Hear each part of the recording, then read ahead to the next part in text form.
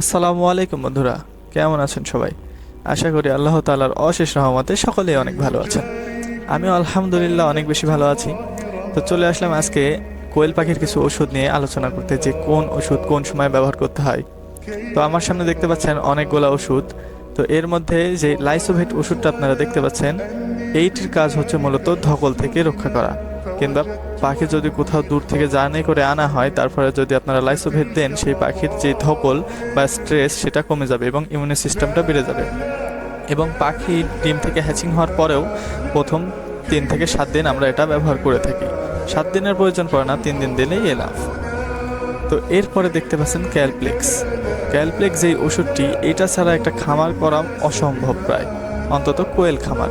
কারণ ক্যালপ্লেক্স হচ্ছে ক্যালসিয়াম, আর ক্যালসিয়াম জানেন ডিম পাড়ার জন্য ক্যালসিয়াম খুবই প্রয়োজন।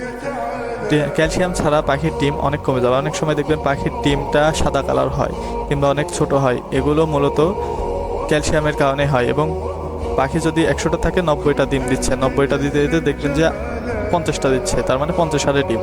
তো এটা ক্যালপ্লেক্সের অভাবে হয়। এরপরে দেখতে পাচ্ছেন ইসেল।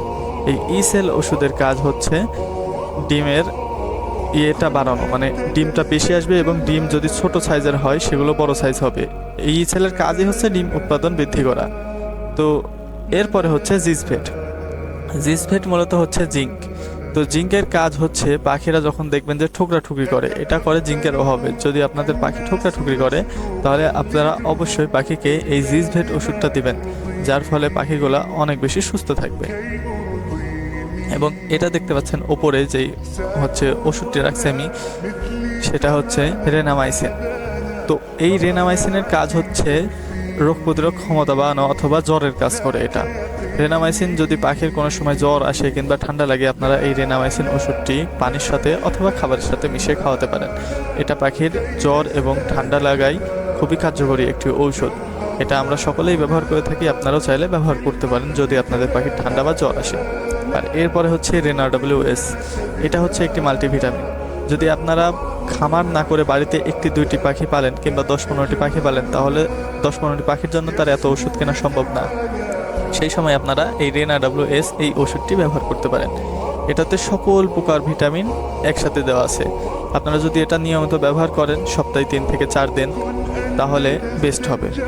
যেহেতু যারা খামার করে না, তারা হচ্ছে এতগুলো ওষুধ কিনতেও পারবে না, আর এগুলোর ওষুধের দাম একটু বেশি। তো আমার মতে যারা খামার করেন নাই, বাড়িতে এমনিতেই পুষতেছেন ডিমের চাহিদার জন্য অথবা শখ করে, তারা এই রেনা WS এইটা দিতে পারেন। এটা দিলে আপনাদের পাখি আলহামদুলিল্লাহ সুস্থ থাকবে। তো আজকের জন্য এই পর্যন্তই। সবাই ভালো থাকবেন, সুস্থ থাকবেন। দেখা হচ্ছে পরে কোনো ভিডিওতে।